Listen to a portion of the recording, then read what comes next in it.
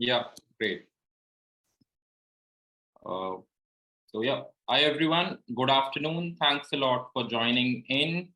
So we have with us today Mr. Rajiv Ganju, one of the most senior MBA experts in India, having helped many students get into some of the top MBA programs.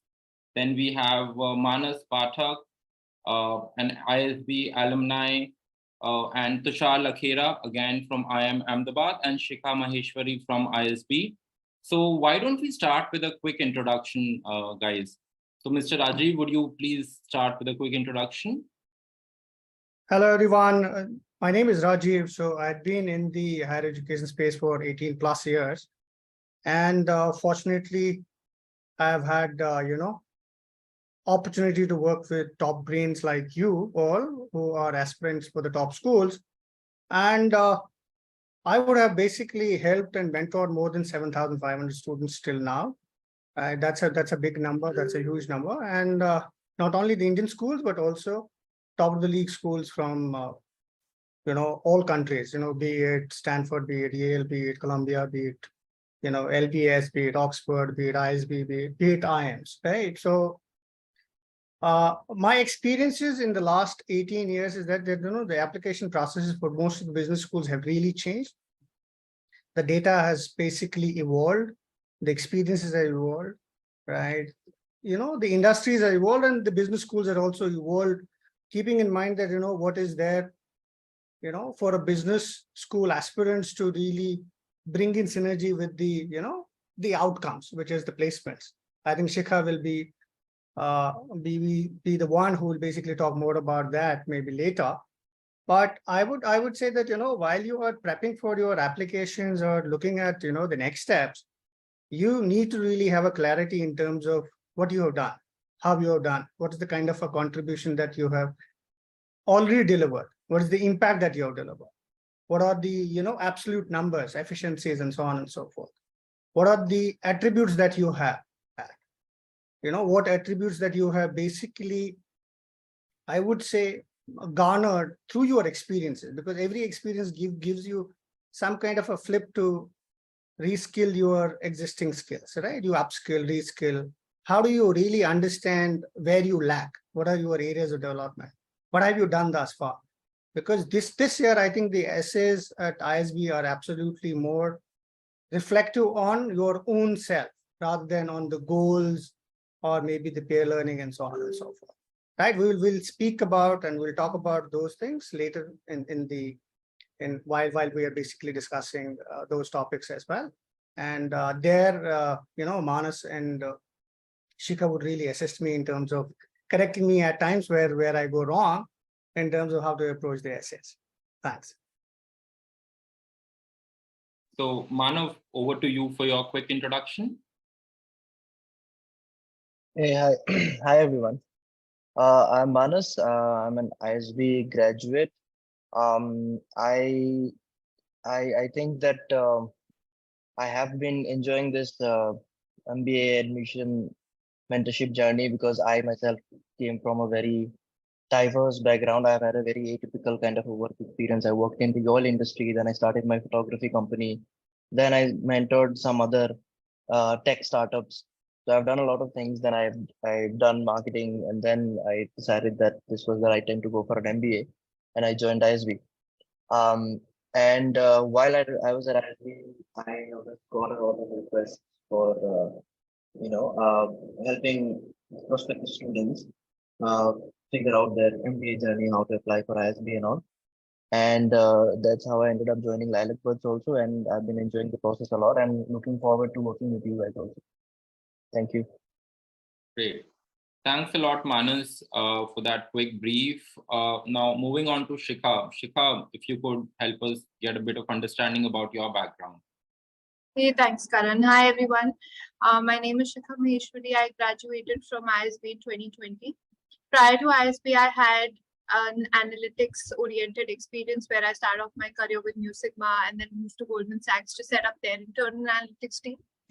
After ISB, I've actually joined Amazon as a Pathways Ops Manager in their leadership program and have now moved to a product program role. I have been mentoring students for the last 2-3 years after I've graduated, and I think it's a very fun-filled journey in the sense that you get to interact with so many people, give them gist of your experiences, and help them get towards their career goals. So looking forward to interacting with all of you later as well. Thank you. Great. Thank you, Shikha. And now finally, the fourth panelist which we have for today's webinar, Tushar, please help us with your introduction. Sure. Thanks, Karan. Hi, everyone. My name is Tushar Lakhera. I have close to a decade of work experience. I graduated from IIMA PGPX in the year 2022, so last year. And prior to that, I had experience in analytics management consulting sort of space. I was working with a startup where I was part of the growth trajectory moving from 0 to 1. And now post MBA, I joined Simply Learn as an associate director and part of the strategy and analytics team. So I take care of managing the business side of things and the marketing and data science sort of verticals.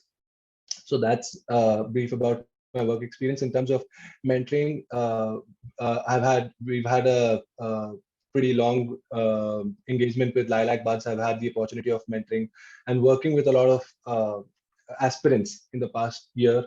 And the good thing about that is, the fulfilling thing is that the impact is directly quantifiable. You're able to see that people are making it, the people that you've mentored actually convert colleges, and that's a very, very fulfilling feeling. So yeah, looking forward to interacting with a lot of you, and all the best. Great. So thanks a lot, all the four panelists, for a brief introduction of yours. Now, as the admission season for fall 24 has kicked in, so what I was thinking was, let's start with talking about the application process, how top Indian B schools have laid out their application processes, and what are the important things which we or you guys as applicants can have in mind while working towards that. So Manas, I would request you to, since you come from ISB, one of the top schools in India for an MBA program, why don't you help all the invitees understand how the ISB application process works? Sure, Karan, thanks. So the application process, I think a lot of you may already be aware, but the step 0, I would say, is to understand when you need an MBA and why you need an MBA. That would be the step 0. Step 1 is, of course, GMAT. For most of the one-year programs, GMAT is the exam that most of the B schools prefer. There are some other B schools that do go for other exams also, but GMAT is mainly the exam. And after once you get a good GMAT score, the next process is, of course, going for the applications and the essays, and figuring out the essays, topics, and then keeping some proper amount of time to write the essays and review the essays is also very important, I would say, because that's a mistake that I see a lot of people doing while writing the essay. We'll dive into essays later in more detail, but I think lots of people keep just a week or a couple of weeks for essays, and that is a big mistake. I would say keeping plenty of time for GMAT, your GMAT preparation, and after GMAT, keeping ample amount of time to prepare your application and your essays is very important. And after essays, once you submit your application and essays, you get your interview calls, I think, which Shikha will dive deeper into. Thank you. Yeah, great. So yes, you rightly mentioned, Manas, that there is a certain process when you're applying to these top B schools in India, where in step 1, you need to submit certain essays, you need to submit your resume. ISB, it's not exactly a resume, but a similar structure. And then the shortlisted candidates are invited for an interview. Right. So Shikha, from your experience, having gotten an admit to one of the top B schools in India, I mean, what do you think someone needs to keep in mind while giving that interview? Right. So generally, if you look at the ISB interview process, you have a 3-member panel, right? And it's either 2 alums plus 1 faculty, or 1 alum and 2 faculty. That's like a distinction between other colleges because you have alums sitting on the panel. The other thing is that once you get into the interviews, it's more about the application and your work experience. Very small details that you've mentioned on your application can, be taken for very detailed questions, in that sense that, say you've talked about football, they can ask you anything and everything about football. So it's very important to be prepared for your interview in terms of being thorough with your application. I think having that kind of guidance while you're writing your application actually starts to prepare you for your interviews. The other thing is, when you get into these interviews for MBA schools, you generally have opinion questions as well. So either, and a panel member can just ask you what you think about this and then test your opinion on it. There's nothing right or wrong, but how do you substantiate yourself with relevant data, with relevant talking points? That's majorly about the content of the interview process at ISB. And another very important thing right at the end is, what questions do you ask the panel members? That also need to be really thought through in terms of how do you stand out, how much research you've done about the school, what is it that interests you, is an indication of what you ask from the question. Okay, great. And coming to you, Tushar, you come from IIM Ahmedabad, one of the best brand names for an MBA in India, right? So what's your take on the application process and the interview process at the IIM? Right. So in terms of the application, again, IIM Ahmedabad and a lot of the top colleges, they're essentially, what they're looking for is an holistic personality, right? In certain colleges, in let's say for the IIMs, there is maybe slightly higher focus on the academics, and then there is also, of course, going to be that focus on the extracurricular and whatever social initiatives that you worked on. So it is about how do you package yourself as an overall deal, and then how do you present yourself, right? And that's the overall storyline that you're trying to convey in the application process. Coming to the interview, the way it works for the IIMs is that there are usually, in most cases, there are two people and both are faculty members. For IIMA, there is an extempore that is, there is time allotted for in the beginning, where there are like 2-3 minutes. You have to pick a chit and then talk on that, take a stand. And this is where what Shikha was talking about, the opinion part comes in becomes very, very crucial, because the idea is for you to take a stand and then stick to it right till the end, right? Because there are going to try to scrutinize you and give you pointers which are going to be so polarized that they would want you to change your opinion midway, right? And that is something that you do not really want to do, right? So that is one thing that you would really want to take care of. And then, of course, in the interview, you're trying to project yourself. It is very important that whatever you have in your application, all your answers tie back to that, align with that, and you're not giving something which is very, very random, or it is introduced newly about yourself. I mean, of course, there can be those cases, but it should still be in line with what your application was suggesting. Yeah. So Tushar, you mentioned about the extempore, which many of our applicants who we work with, they're not very aware of how that works, right? And it is a new concept, which most of the B schools don't have it. So could you throw some light on what kind of questions are usually asked in that extempore? Sure. So any tips from your side? Sorry, yeah. Right. Yeah, so I'll touch on this briefly. So the idea here is that, so the way it works is that you enter the meeting room, or if it's online, you ask the panelists to basically pick a chit, right? There is a bowl of chit and then you pick one. And either you start talking on that, or there is an option that you can discard that and pick the other one. But once you pick the other one, you can't go back to the first one. And whatever you have in the second option, you have to go ahead and talk on that, right? So then that's the final one. So obviously that decision is going to be taken by the year, and you have to decide on the spot. But again, the idea is to take a few minutes to jot down your potential thoughts, right?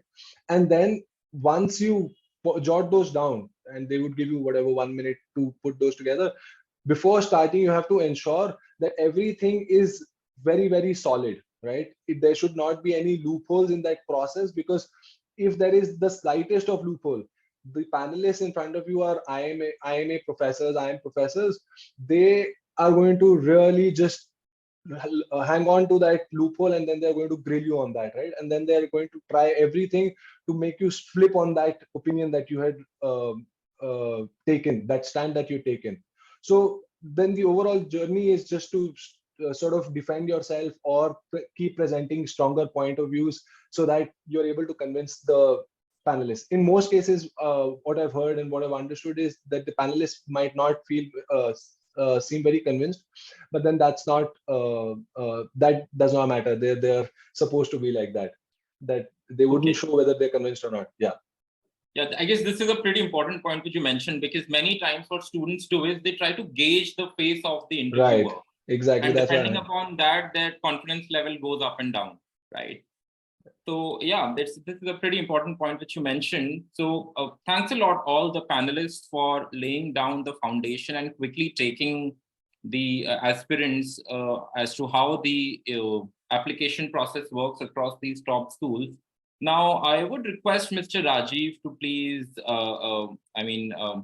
take it over from here and help our aspirants understand about the specific essay questions which the ISB has recently rolled out for fall 24 intake. And people, a gentle reminder that round 1 deadline is already announced. It is 10th September 23, and less than 3 months time left for you guys to start work on your applications and submit those. So I'll quickly, for Mr. Rajiv's convenience, I'll quickly share the screen with the ISB questions, and then I would request him to take it forward from there. Yeah. Over to you, Mr. Rajiv. Yeah. So this year ISB has changed the entire essay set. They take an inspiration from INSEAD. If I think some of you would have seen the historical essays of INSEAD. The INSEAD essays are absolutely same. A little bit of a I would say the changes in the sentence structure has been done by ISB now. But I'm really happy that ISB has actually changed their essays. Otherwise, their essays were absolutely, they were changing one of the essays, and keeping the other essay, which was a goal essay, stagnant, right?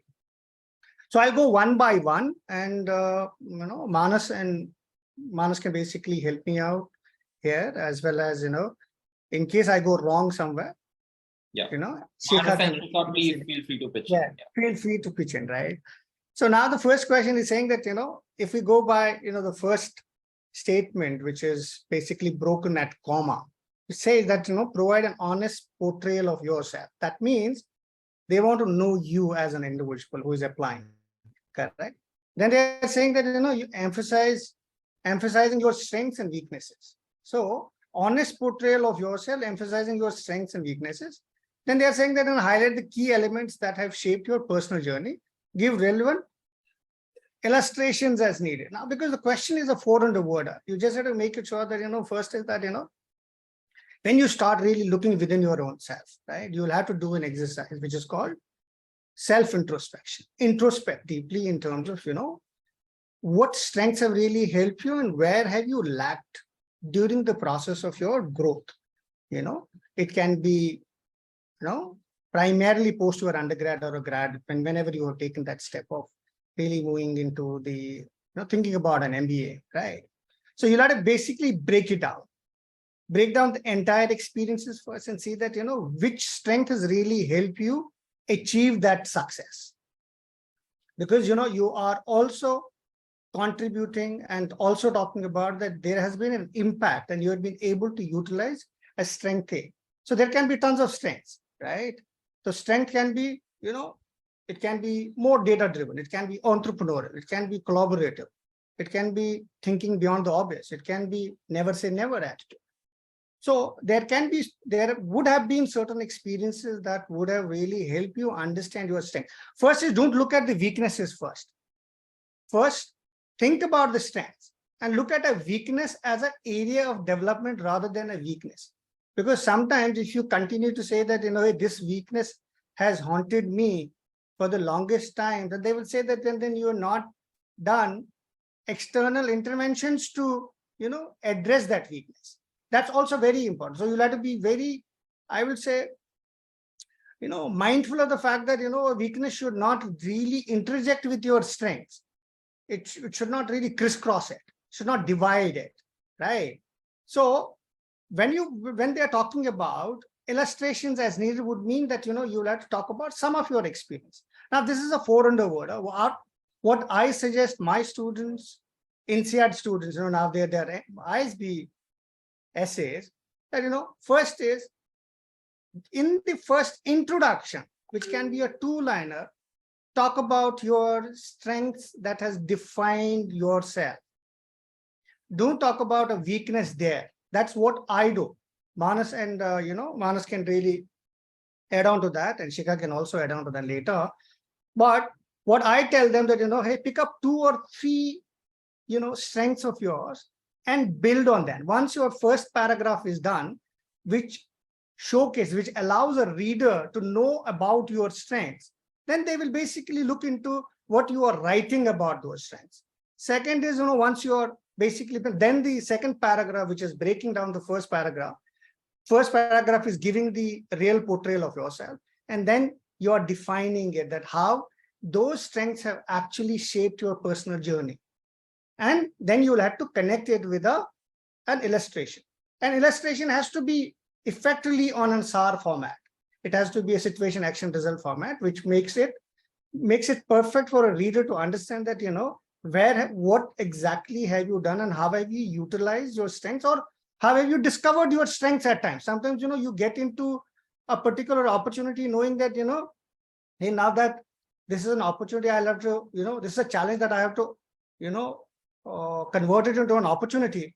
There you can see that, you have rediscovered yourself on certain strengths as well, whereby some of the strengths have got more strengthened. Correct. So illustrations are important, but you'll have to briefly talk about. They don't want to understand it. You don't have to define it so much. You just have to put it across and make it sure that your strength is basically coming out of that. So weakness is something that you can, before you end the essay, you talk about a weakness which you feel that at an ISB MBA, you will be able to address it through it can be through peer learnings, because, for example, you have not had much of a interpersonal awareness. You have not really worked with, multiple interdisciplinary teams. So you would not really have an awareness about how to work, in a specific setting with a team member who is absolutely different than me, who is doing something else. Correct. So that is where I think, the peer learning at the business school can really help you out. You just have to really build in a little bit, because there is no why ISB here. There is nothing. So you can skillfully talk about your weaknesses and take it through a little bit on a why ISB here, a little bit, which addresses your weakness. Am I clear? So Shikha and Manas, do you have any additions to that? Yeah, Rajiv, I think you are absolutely spot on. There are a couple of things that I would also say, that while you are writing this essay, it's important to structure it properly. Like, for example, on a macro scale of this essay, maybe how you can structure is that how, Rajiv said that start with a two-liner with the strength of yours, right? So that should be like a hook. As soon as they read the first sentence, they would want to continue reading the essay and they would know what you're talking about. And maybe the weakness we'll sandwich between two strengths, right? We'll start with a strength, we'll sandwich the weakness in between, we'll end with the strengths, because then we'll have both the, the first impression and the recency effect while when the reviewer is reading your essay. And in terms of weaknesses also, like Rajiv said, it's quite a tightrope act. You have to figure out what kind of weakness you want to write. You can't, it has to come across as honest, but you can't be too honest. You can't say that I am a crippling alcoholic. That can't be your weakness, right? So it has to come across as a real weakness, but it has to also show that you have either recovered from it or recovering from it, or it has taught you something, that you have when you realize you have enough self-awareness to know what your weakness is, and that self-awareness is also made you stronger essentially. And for the second essay, again, they are asking you for success and failure.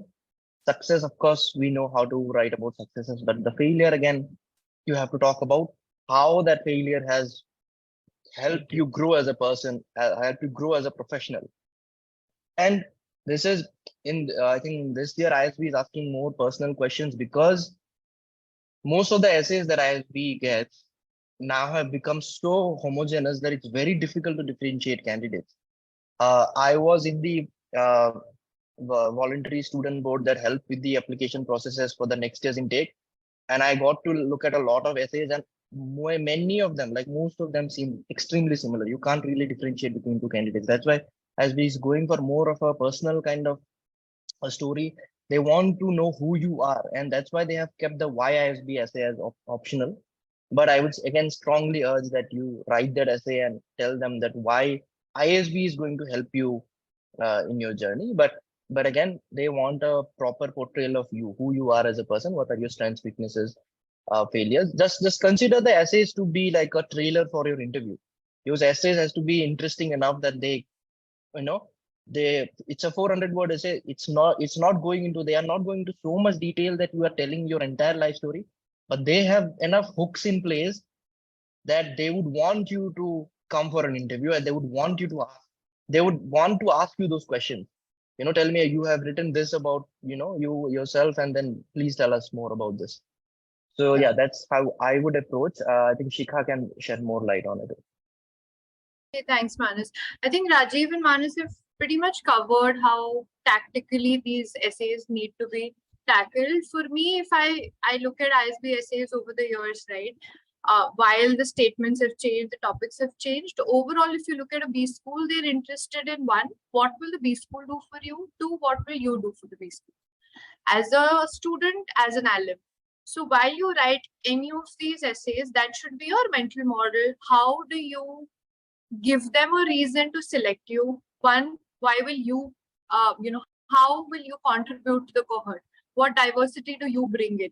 What is your value add? What is your unique proposition? And if you look at the strength and weaknesses essay, that's somewhere where you can portray that this is my unique proposition that I bring to the table. Secondly, what will the school do for you? You should not be in a position where you are a redundant individual sitting in there where the school cannot contribute to your career journey. So that's again very important to show them that what ISB will do for you. Where does that fit in your career journey? And I think through all these three essays, and even though like the third essay is an optional one, and Manas said we should write it, you basically have 1,050 words to talk about yourself. So you should definitely write the optional essay and overall cover these aspects of what you bring to the table versus what the college gives. Correct. Great. So, discuss essay 2. Yeah, so Karan, see, the essay 2 is generally, out of your own experiences, one is a success, one is a failure. So the structure has to be a star format or a SAR format, because that really helps you stitch the story well. And then they're saying that delve into the personal and interpersonal lessons that you learn. That's where I think, that's a SAR L format. What would the result? If the result is a success, what has been the learning out of that? How have you personally grown through that? Even failure is something which basically is very important in everybody's life. And we learn a lot from failures. And how do we basically, I would say, introspect, and how do we basically use that failure learnings in terms of our own growth, the next steps? So that is what, like Shikha said, like Manas said, that, this is more about you as a student, what you bring to the table, and how do you really see that, can an ISB as a school will really help you. Third is an optional essay, but I would always advise, because this essay is not like an extenuating factor. It's not like a optional kind of an essay, but you can't skip it because it ties in well with your goals. You don't have to, it's saying that given your previous experiences and future aspirations, how do you plan to use it's basically why ISB essay. how ISB will help you achieve what you have, kept for your own self, what you have aspired for immediately, which is a commencement goal, right? Like in Shikha's case, she moved into a pathways program at Amazon, right? Which is a leadership program, right? So it all depends in terms of what your goals are, and your goals, and this is very tricky as well. So you'll have to stitch it so well with your experiences in the other essays, specifically the second essay, in terms of really giving a little bit of a flavor in terms of what you bring to the table. And they will know that, hey, he already is skilled in A, he wants to really add more skills, maybe B, C, D, and reach that Z, which is his or her goal. So that's how the essays have to be interpreted. It takes a lot of time. I don't think so. These essays are very easy to do. These essays are basically more self-reflective, whereby you will have to deep dive into your own experiences and see which do you term as a success and which do you term as a failure. How you differentiate among those, and failure can necessarily be related to you keeping a threshold, delivery, I would say mandate for yourself, with before time with your team, but you were not able to do it, but you were eventually able to, deliver it on time, but you failed as an individual because you don't really, kept in mind A, B, and C as the most important data, which should have been basically kept in mind while taking that decision, right? So that's how, students will have to really work on these essays. So there are different ways of looking at it. I can say something, Manas will say something, we all can basically perceive it our own way. That's why I think, the beauty of these essays is that, hey, you don't really ask your peers or friends who are applying to the schools and ask them that, hey, what strengths are you writing? Right? Otherwise, there will be an overlap of the strengths as well. Manas, like you said very, very, very nicely that, you being part of the team at ISB, you would not be able to differentiate between Rajiv and Manas and Karan in terms of if we are a product guys and looking for a product management goals, and everybody will be writing the same story or a similar story. Correct? So there is no distinction. Here also, you can also fall in that particular trap while you write your strengths and weaknesses. The essay 2 is absolutely your personal, which is more about your successes and your failures. Yeah. Hope I'm able to answer those questions. Yes, great. So all three of you have briefly talked about what right do we need to do while attempting these essay questions. But from your experiences, Rajiv sir, from your experience of last 20 plus years now, what do you think are the top 3 mistakes which students usually do during the applications, which they need to keep in mind? Yeah, the first and foremost is that, most of the people do not really ask one pertinent question. There are 2-3 pertinent questions which generally get unanswered. I've been telling this to all students, and I'm sure that, all panelists will really, second me on that. First is that, nobody wants to really delve deep into one's own skin and say that, hey, Rajiv, who you are, what you bring to the table. Most of us are really afraid about, our historical, successes and failures and experiences, right? So but that's the most important part of the life, because your learning come out of that. Your experiences come out of that. You help others to understand you better, because if you are not able to, understand yourself, if you don't really know who you are, you will not be able to really write about your own self, right? The second most important question which is unanswered is that, generally goal clarity is not done. Most of the people feel like, hey, I'm in the tech, so product management is there. So I'm at EY, so I would want to really get into consulting. I'm at X and I want to really get into this. And then, they don't really know that, what are the softer skills for them to really succeed. Because generally in India, what happens is, after our undergrad, whatever we get, right?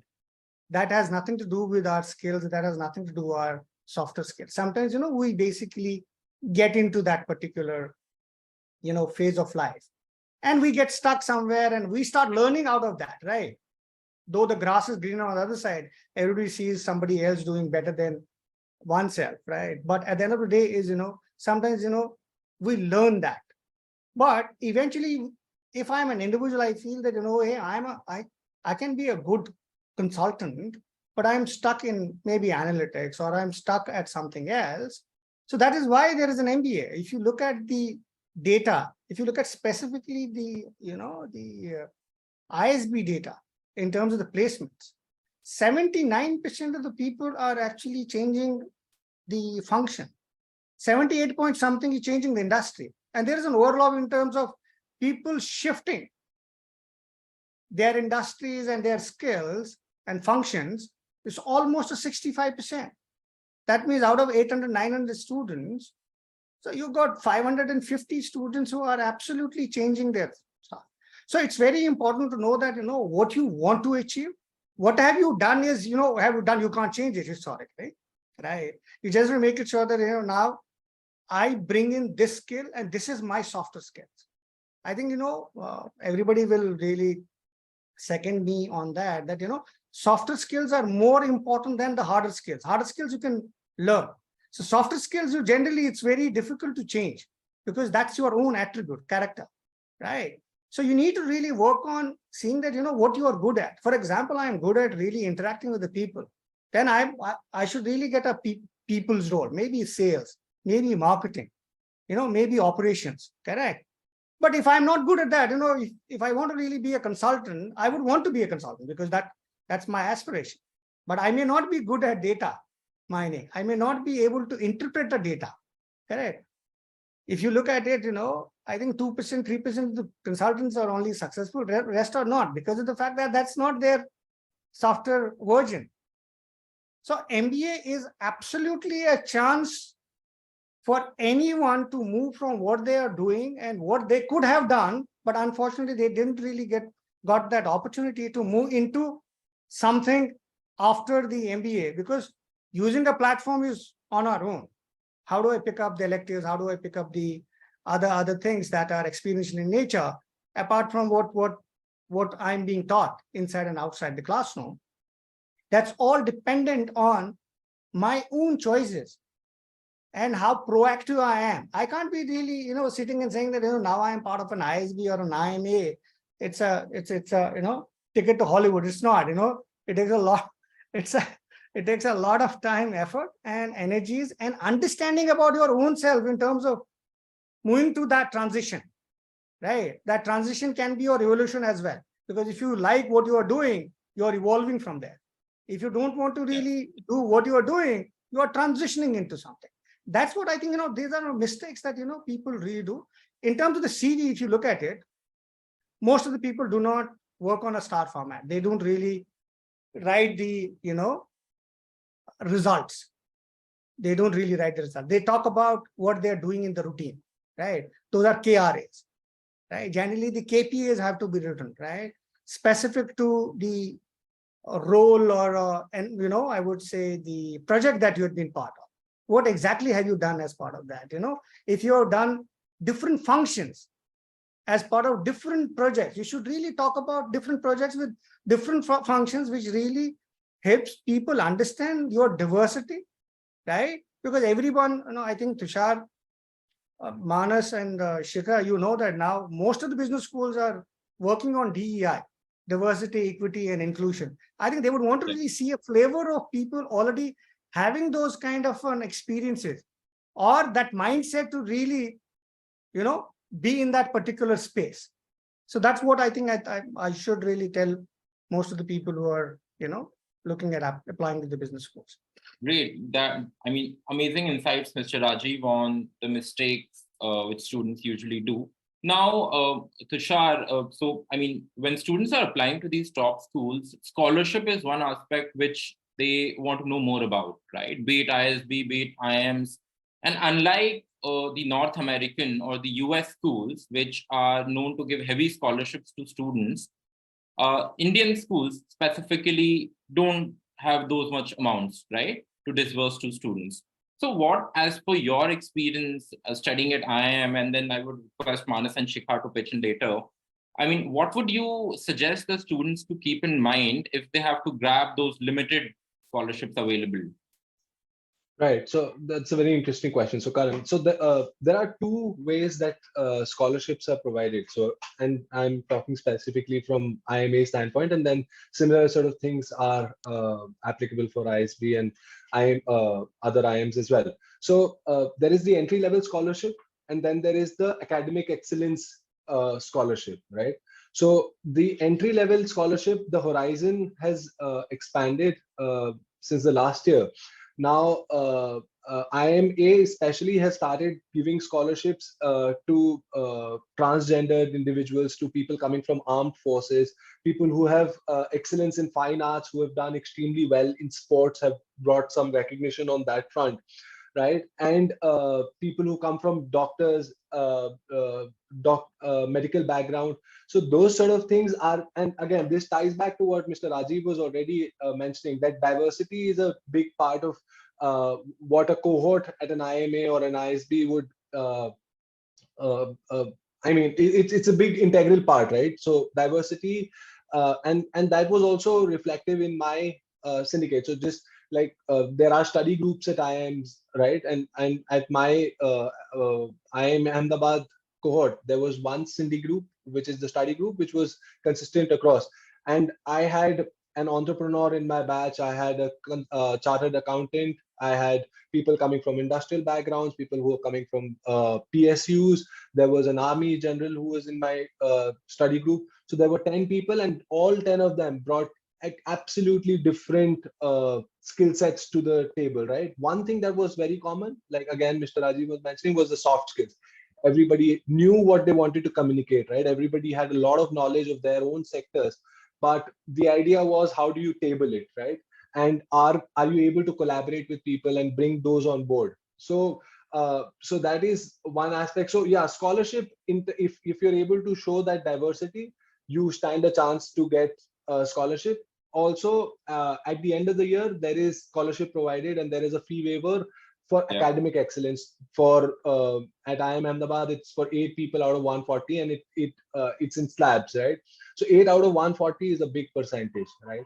So so then those are the two ways that the college is facilitating students in getting whatever support they can get in terms of the financial aid. Okay, great. And so Shikha and Manas, would you like to add to that? And in addition to that, one more question which I would like to add regarding scholarships is, many students ask if there are any need-based scholarships across these top schools. So what would be your take as students to that question? Yeah, Karan, ISB, like I think Tushar pretty much covered IMA and ISB also. ISB, essentially, I'll just stick to ISB. ISB has 2 types of scholarship. Essentially, one is merit-based and other is need-based, and you are automatically qualified for the merit-based scholarship. So based on your profile, your essays, your all of like your holistic profile into account, they would give you the merit-based scholarship. And for the need-based scholarship, you have to write an essay, a separate essay, why you deserve the scholarship. And I think it's a short essay, I think 200 to 250 words essay. You will mostly have to focus on why you deserve that scholarship, why you need that scholarship, why you deserve that scholarship, and what are the benefits that you are going to get out of the scholarship. Of course, not just the financial one, which is very obvious. Essentially, the idea is that if you get the scholarship because you need the scholarship, if you get the scholarship, then maybe this can help you achieve more than what your current financial constraints are allowing you to achieve, right? Something like that. And for that, I think the limit has to be, your family income has to be less than 12 lakhs, if I remember correctly. So that's essentially also there are 2 types, and there are some separate alumni grants also, but you have to like apply for them separately, and you have to figure out like which grants you want to go for. But those are private ones, but mostly there are these 2. Okay, fair enough. Shikha, anything from your side to add? No, I think all covered by Tushar. Okay, great.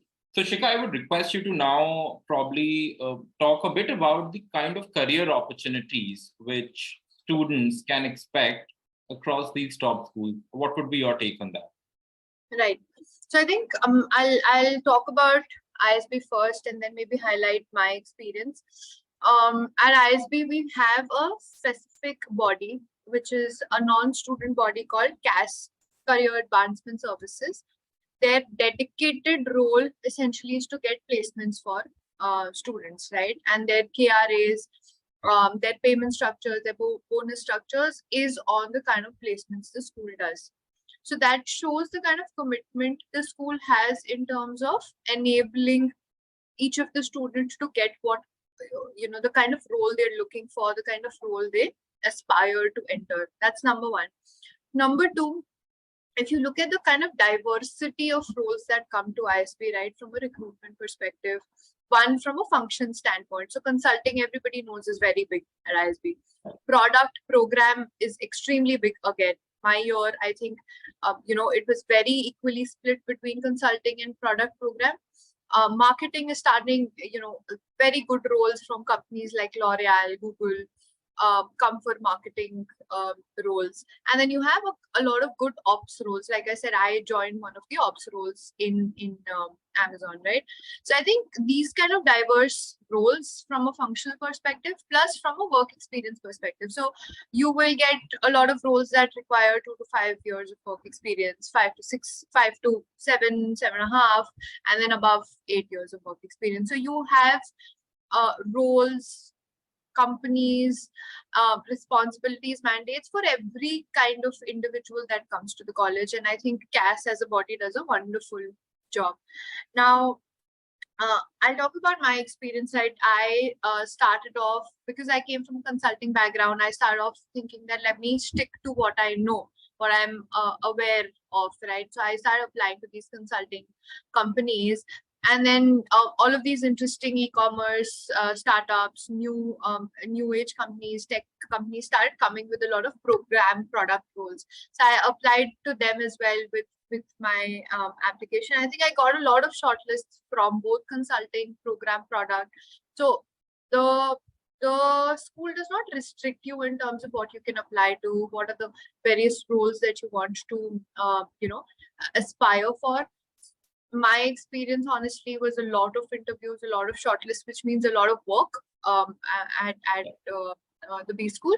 And then I ended up taking this offer from Amazon because, one, it was a leadership program. Two, it was the commerce industry that I wanted to work with.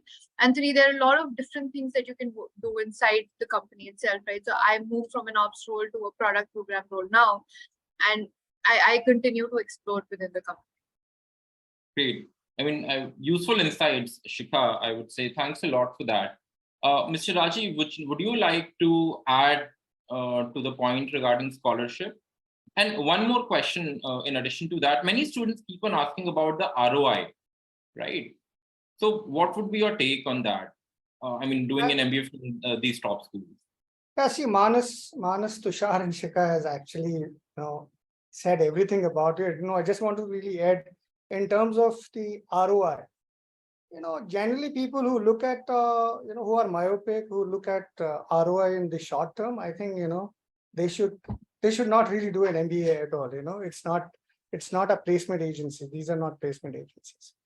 I think you just have to really make it sure that, hey, the purpose of doing an MBA is long-term, staying long-term in terms of where you want to really see yourself in 5 years, which is, short-term to mid-term, and then where do you want to really see in 10 to 15 years, right? From a consulting standpoint, people start as a senior consultant and they go to the engagement managers, to the principal or a director, and then see themselves in a partner position, right? I think ROI, is you. Generally, when you get into a business school, you become your own ROI, right? There are people who might not really get jobs. There are people who get tons of jobs, right? Like Shikha has really got so many opportunities as well. And in Shikha's case as well, if I'm correct, Pathways Operation Leadership Program at Amazon will take her to a director's position in 5 years' time. And that's how it works, right? And that's a beautiful, it's a leadership development program. And that's called RLP, generally, that's called Rotational Leadership Program. I think everyone should really look at a long-term, keeping in mind that, where do I want to start in the shop, in the commencement stage, and then moving it towards the eventual goal. It's the long-term in nature. Great. So I can see some questions being put in the chat. So I would request all the panelists to add to that. I mean, their points. So RK asked the question that what is your take on choosing Indian B schools like ISB as compared to B schools abroad? Probably Mr. Rajiv, you would be better suited to take this question. And then probably Tushar and Manav, since you ended up doing an MBA from India, and I'm sure you would have options from abroad also. So what made you choose ISB or the IIM over abroad schools? So Mr. RK, choosing ISB and choosing any other MBA program, overseas is purely a choice of an individual in terms of, if you want to really stay in India, I think, don't move even to a Singapore. Stay where you are. Try to really be part of IIMs. All 3 IIMs are on ISB. They are all brilliant, right? And you can't really compare ISB with IIMs and ISB with ISB, or ISB with 1-year programs in UK or Europe, or that for that matter in US as well, right? Kellogg's 1-year MBA is entirely different than ISB is, right? So the structurally in terms of the duration might be same, right? But if you want to really stay in India, don't go abroad. But yes, the differences can be there, right? In India, generally the business schools do not really, they bring in diversity from our own country and maybe few from Southeast Asian countries. Unfortunately, ISB and IIMs have not really attracted many from the, US and Europe and Canada and so on and so forth, right? So that you have an Indian diversity, but you don't really have an international diversity.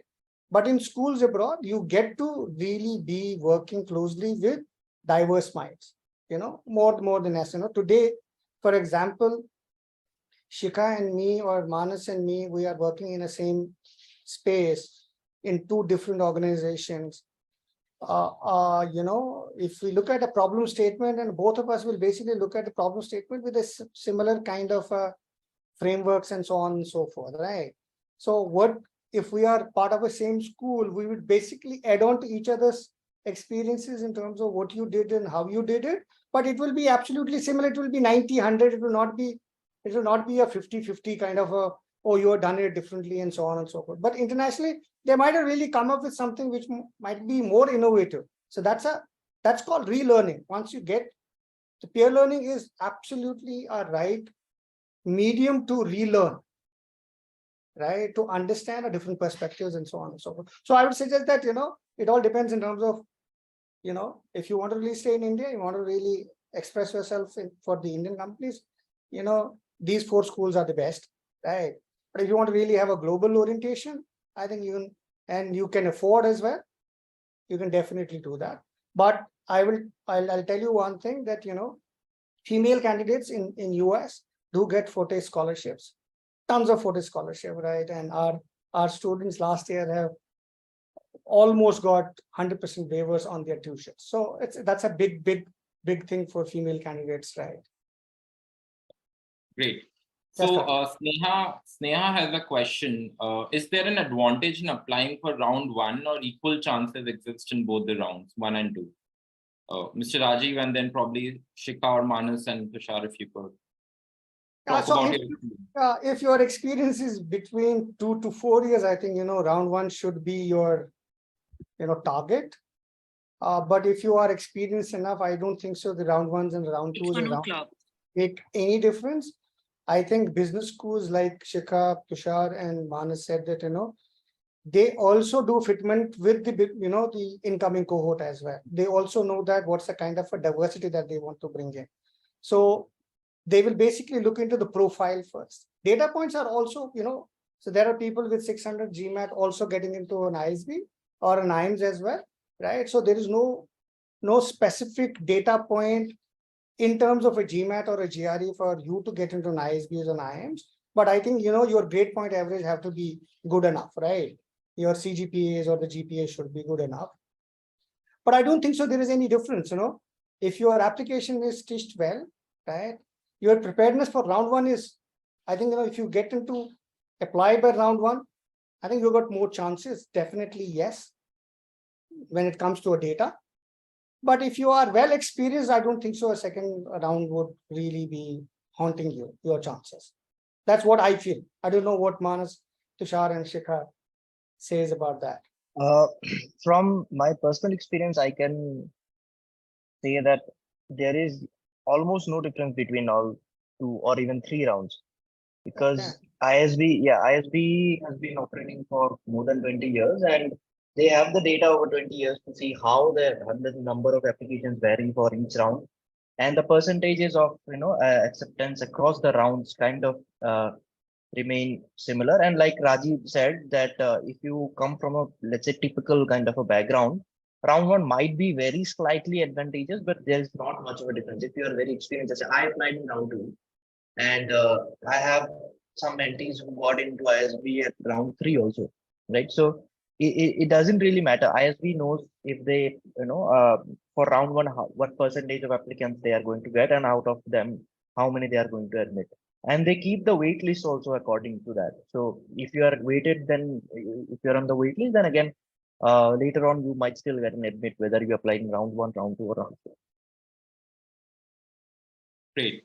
So another question. I think Sneha has less than 2 years of experience. I think she wants to apply through EEO. I think earlier the better. Apply in the round 1.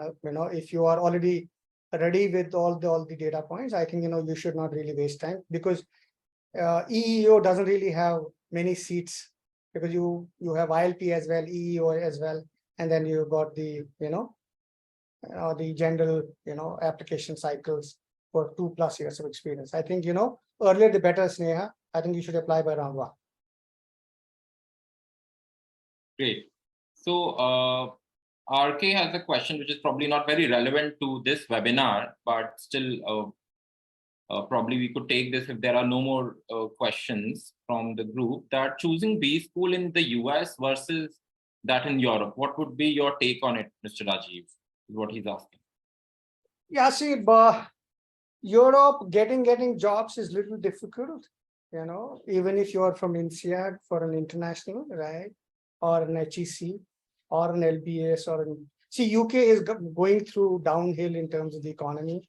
I think except for the LBS, Oxford and Cambridge, generally the internationals do not get many jobs, right? All right candidates do get.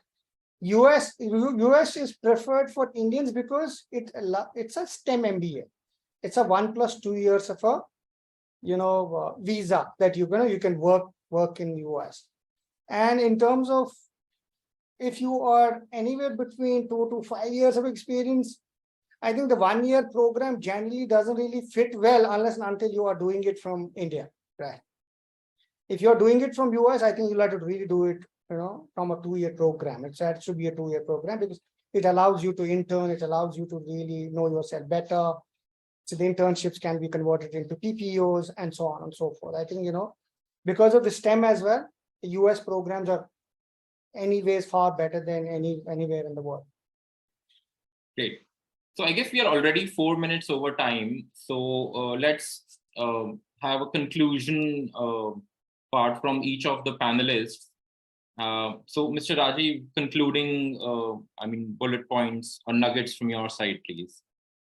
Yeah, for all applicants, I think, we as a team at LilacBuds, we've got a brilliant mentors as well. And alongside me and what these mentors have already done so much in their lives, I think, they bring in loads and loads of experience. You can get benefited in terms of their advices if you want to really come fast, and let's really start together for that particular outcome, which is a success, because success is our motto, because student success is our success. That's what we work on. Yeah, great. Manas, concluding points from your side. Yeah, so really looking forward to working with you guys. We have plenty of time in our hands. I think we should utilize that time quite well for round 1. Since the dates are already out, the essay topics are already out, I think we should start working on them. And the more time we have, the better equipped we are, and better prepared we are for the journey ahead. Yeah. All the best to all of you. Great. Thank you, Manas. Over to you, Tushar, please. Yeah, so just to conclude, I think overall the application process is quite rigorous. It's a journey, so to say, and it's more of a self-discovery part. So to have somebody guide you along the way, who is basically mentoring you, who's guiding you along the way, is something that really, really helps. And it's just not for the application journey. Even if you, I mean, decide to not pursue it or whatever, I feel that just going through that entire process is extremely fulfilling, because at the end, and I took help and I took guidance and mentorship during my part, and it really helped during my MBA, because a lot of it was just coinciding with what I was about to learn. So this application journey of just that self-discovery part really helped in the MBA and is still helping. So it might be a little cumbersome, but having the right mentor, having the right guide really makes it fruitful and very, very fulfilling in life, I would say. Great. Thank you, Tushar. And finally, Shikha, over to you, please. Hey, thanks, Karan. So I think it's been great interacting with you guys. Deadlines are out. It's always better to start early, because it looks like it's just an essay or two, but these application processes, like Tushar said, are very rigorous. They require a lot of detail. They require a lot of for you guys to think a lot about your own journey, about your own experiences. And it's very important to get the reasons of doing an MBA right? So start there, because since this process can be very grilling, you don't want yourselves rethinking, reevaluating whether you actually want to commit to this process. The three of us, I can say, have had very fulfilling MBA journeys, post-MBA journeys. So very happy to interact with you guys offline also if you'd like, but all the best for your applications. Great. So thanks a lot, all the attendees. Thanks a lot, all the panelists, for taking this 1 hour out of your busy weekends, I would assume. And we, as LilacBuds, as an organization, will be in touch with you. And yeah, so thanks a lot. Thank you, everyone. Yeah. Thank you, everyone. Thanks, everyone. Bye. Thank Thanks, you. everyone. Bye. Bye-bye. Thank you.